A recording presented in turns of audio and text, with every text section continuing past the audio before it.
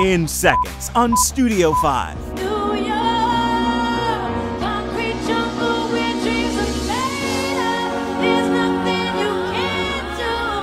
We're back in New York City. I have medical records that show that she shouldn't have survived. Sitting down with America's favorite doctor, but we're not talking medicine. Why give faith a platform on a show that really educates people about their medical health? Well, why not? Also ahead, This is Puppy Bowl, Inside the Bowl. the life-changing story inside this big game for little pups. The roughest and fluffiest canine contenders grace the gridiron. And then, Gotta go.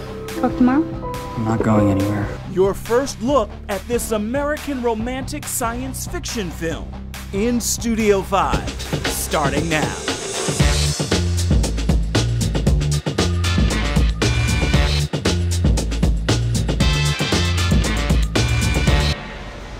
Hi there and welcome to Studio 5, coming to you this week from New York's Times Square. We've got a lot to get to, so let's get started with your top 5 from Studio 5 for the week.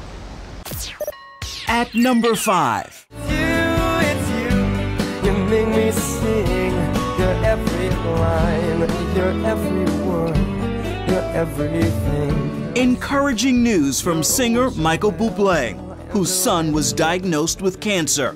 He released a statement saying, "We're so grateful our son Noah has been progressing well, and doctors are very optimistic about his future." Whatever comes our way, I will see it through.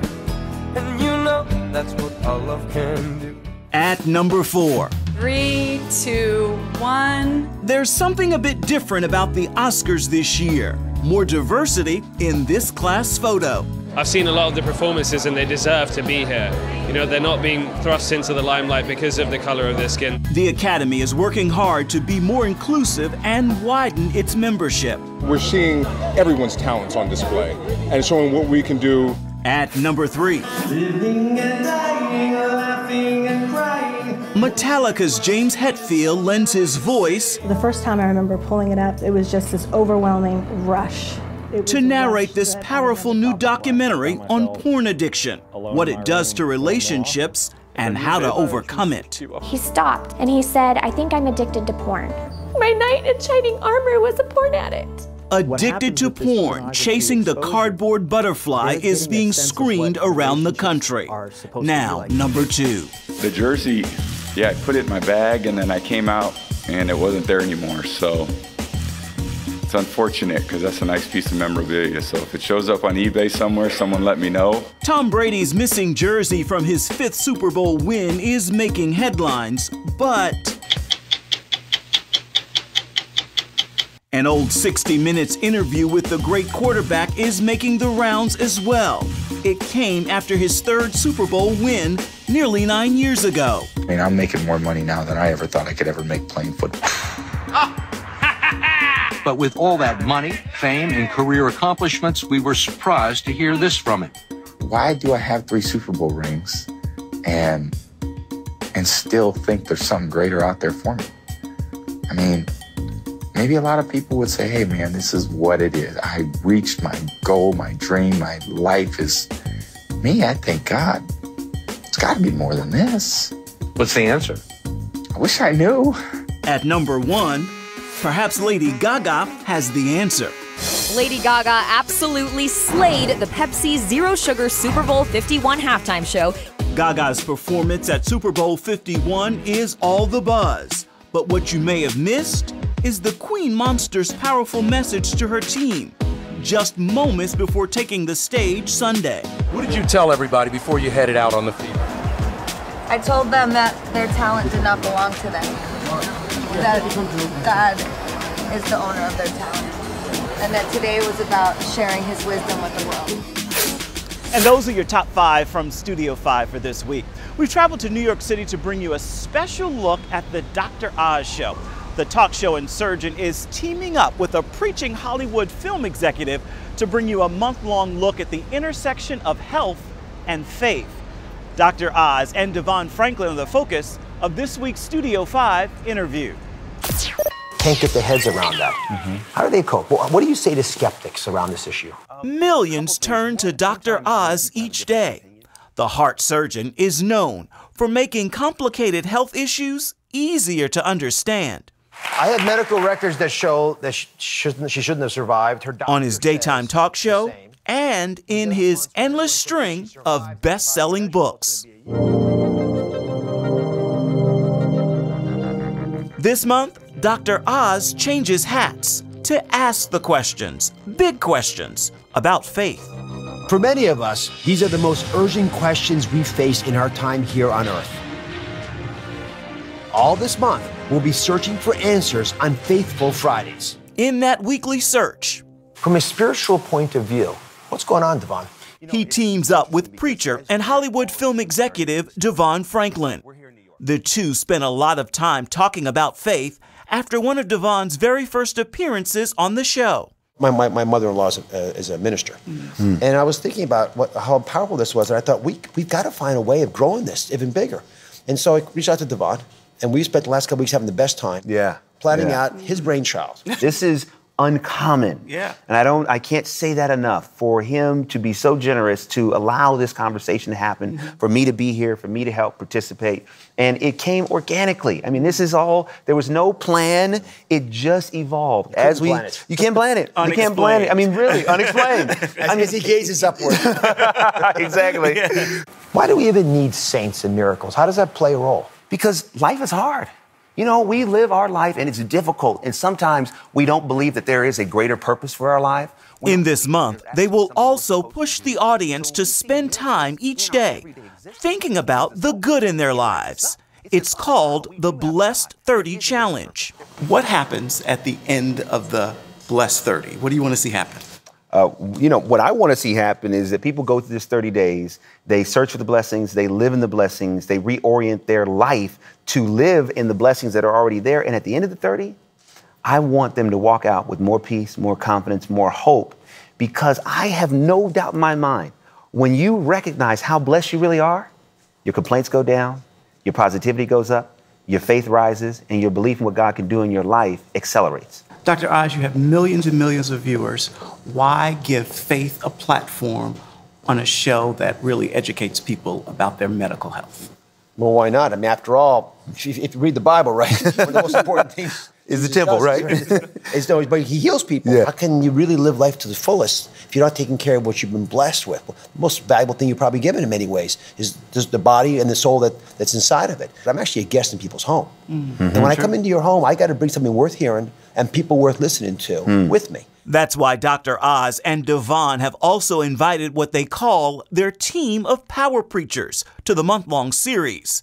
Pastor Samuel Rodriguez, Bible teacher Priscilla Shire, and Hillsong New York pastor Carl Lentz. Miracles seem to happen to some people and not others? Well, see, I actually don't believe that. I believe that we all are miracle recipients. The team will explore the power of prayer and miracles. You've done studies and you're a surgeon. You have seen, I know one of the shows are going to focus on this, unexplained medical recoveries. When you see that as a surgeon, what does that do to your heart, to your faith, that, you, doctor, they come to you for healing and something happens that you have no explanation? It reinforces my faith.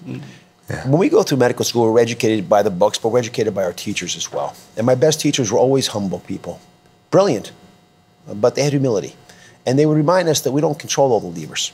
And I've seen too many times in my own life, people in front of me who should not have made it and who pulled through. I had one of DeVon's films on early on. Jeff Gardner came on. Yeah, Miracles from Heaven. And, again, you look at the story, it's true. It's not, it's not fictional. Right. It actually literally happened. It happened. There's no way we can explain that, which is sort of beautiful. Because one of the reasons that I went into health and medicine is I knew I could never learn it all. I'll give you a little secret. I think most doctors are like me. We go in there because there's a mystery, there's a beauty, there's an elegance, there's a bigness to life. We can understand the mechanics and we're very proud of what we get. But we never want to be arrogant enough to know or believe we can call all the shots. Dr. Oz jokingly calls surgery controlled arrogance, and the operative word is control. And be sure to tune into Dr. Oz every Friday this month to be uplifted and inspired. Moments away on Studio 5. The fuzziest, fluffiest cuddliest spectacle of the sporting calendar's year. Inside the big game with the cutest canines on the planet. And welcome back to Studio 5. We've come inside for a bit because America's favorite bowl is back. Super Bowl? No, we're talking Puppy Bowl 13. Animal Planet has worked with more than 30 different shelters and rescue organizations to fill the team rosters. And referee Dan Schachner is here to give us the scoop. So Dan, for those who are new to Puppy Bowl, what is it? Puppy Bowl is a very special event that Animal Planet hosts once a year. It's a miniaturized football game played on a field by puppies. The great and unique thing about Puppy Bowl is that every single one of the puppies you see on your screen is up for adoption. They're all from shelters across the country. They're about 12 to 24 weeks of age. They're adorable, and by the time Puppy Bowl is over, most of our pups do get adopted, and that's what makes us so happy here at Animal Planet. That is quite exciting. Now, understand that we've got at least 3 special need pups this year? Well, we're doing something a little different. We're trying to highlight not just the cute, adorable puppies that you might see and might not have a hard time getting adopted, but the ones that might have a harder time getting adopted, like special needs dogs. The message here is that a special needs dog could be a great addition to your family if you just stop for a moment and consider them. We have Dubert, who's a deaf dog, Winston is a sight-impaired dog, and Lucky is a 3-legged dog. And they did fantastic on the field. You wouldn't know for 1 second that they had any challenges, disabilities. And what we're really happy about is that they're adopted, they get adopted as well. So that's, again, part of the message and part of what makes Puppy Bowl so special year after year. And in terms of doing this year after year, you've been doing this now 6 years? Yes, it's Puppy Bowl 13, so we've been around 13, but I've been around 6. And what keeps you coming back? It gets better every year. What keeps you coming back?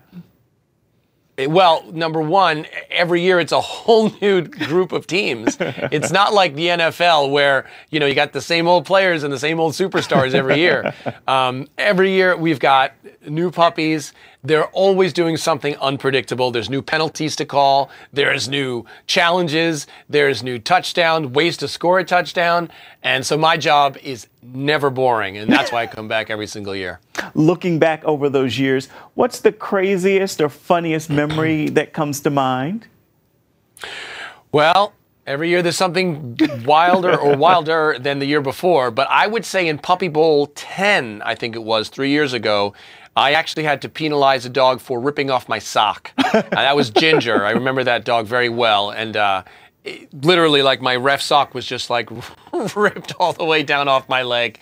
We had a wardrobe malfunction. That's another way of putting it. And we invented a new penalty called terrorizing the ref. And we had to set her back 10 yards, start the play all over again, and she learned her lesson.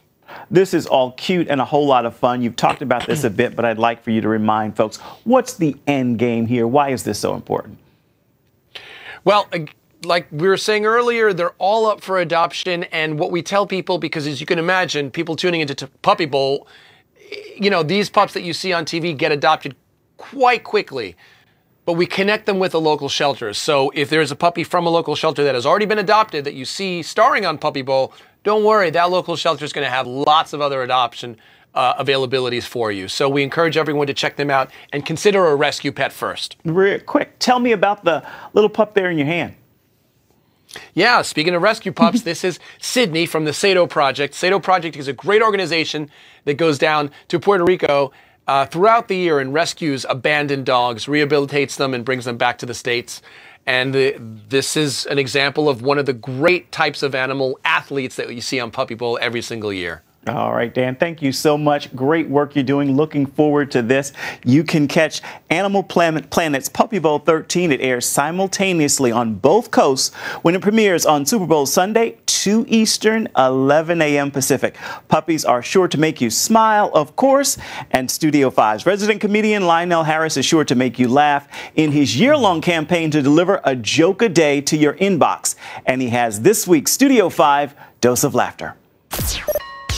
Sometimes when my daughter's in another room, I hear a loud noise like something broke, and she'll yell, "I'm okay." Now, while I'm glad my daughter's okay, Is it wrong that I want to make sure that whatever made that noise is okay too? Does that make me a bad dad? I don't know. Still ahead, Studio 5 has your first look. Tulsa, what's your favorite thing about Earth? You are Gardner. At this American romantic science fiction film, Space Between Us. And welcome back to Studio 5. The film The Space Between Us has been dubbed an American romantic science fiction film. That description alone intrigued us here at Studio 5. So here is your first look. Get out. Get out.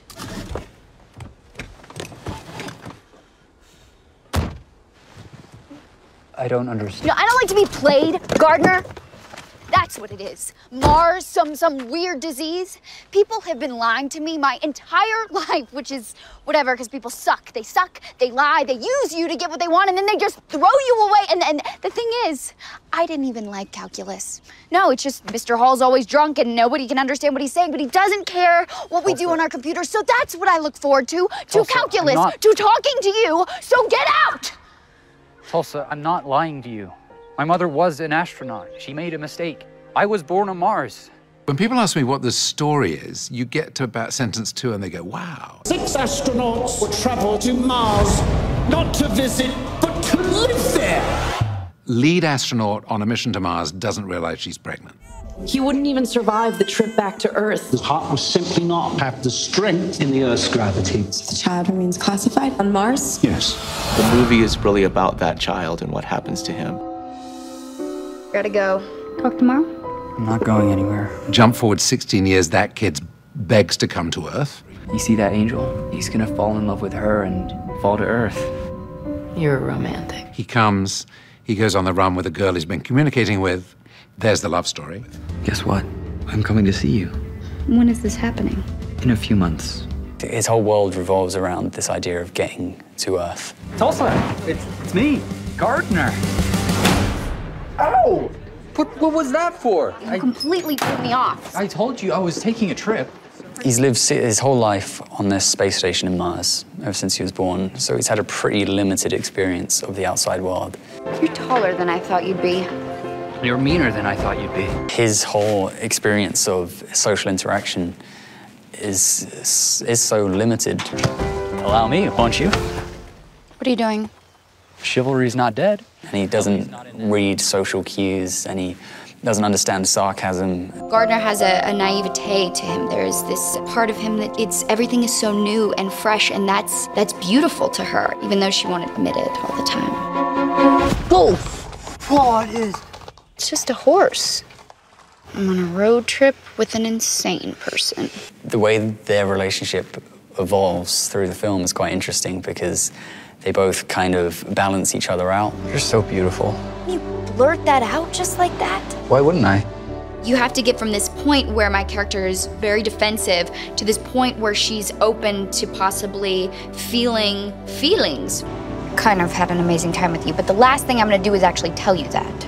You just did. And she's never had a connection like this with another human being. You're blushing. What is happening? When you put Asa and Britt together, I mean, as people, regardless of parts, you know, what was rather beautiful about that chemistry was it was the chemistry of two opposites. Tulsa, what's your favorite thing about Earth? You are Gardner. It is a love story, but it's a story about family, and it's a story about people and humans, and it's got, you know, space and action and emotions and happiness, and it's kind of a fun-filled experience, so hopefully people will take their entire family to go see it. The Space Between Us is in theaters right now. Still ahead on Studio 5. And I've often strayed away, but your love remains the same. Recording artist Micah Stampley with a word as moving as his voice. There are only a few moments left in this show, so let's take a look ahead to what we're working on for you next week. priceless. What inspired your involvement in this project? I see you dressed in white, every wrong made right. I see you rose in bloom, at the sight of you, oh, so priceless. Love and relationships, commitment was very close to our heart. So we started sharing it. Basically every event we would do, we'd say, hey, first of all to the men, chivalry is alive and well. Let's love extraordinarily. And to women, know that you deserve to be treated with the utmost respect and honor, and we're just celebrating their worth, really. And that is just one story from next week's rundown. As for this show, I'm giving the final word to a man with an incredible voice, recording artist Micah Stampley. Oh, how could it be you left eternity, your love unfailing, just for me? Fatherhood, I love being a dad. I do my best to be the father that I'm supposed to be. The love of Jesus never fails.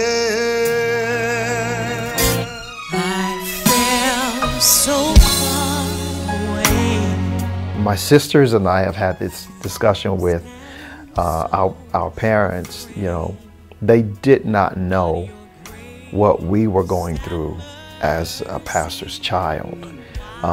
They were busy doing ministry, and you know, and they did not know that their first ministry, their household, was really lacking. PKs a lot of time get in a place where they're trying to figure out life on their own. So your family is your first ministry. So that's where they come from. I've become what I didn't have.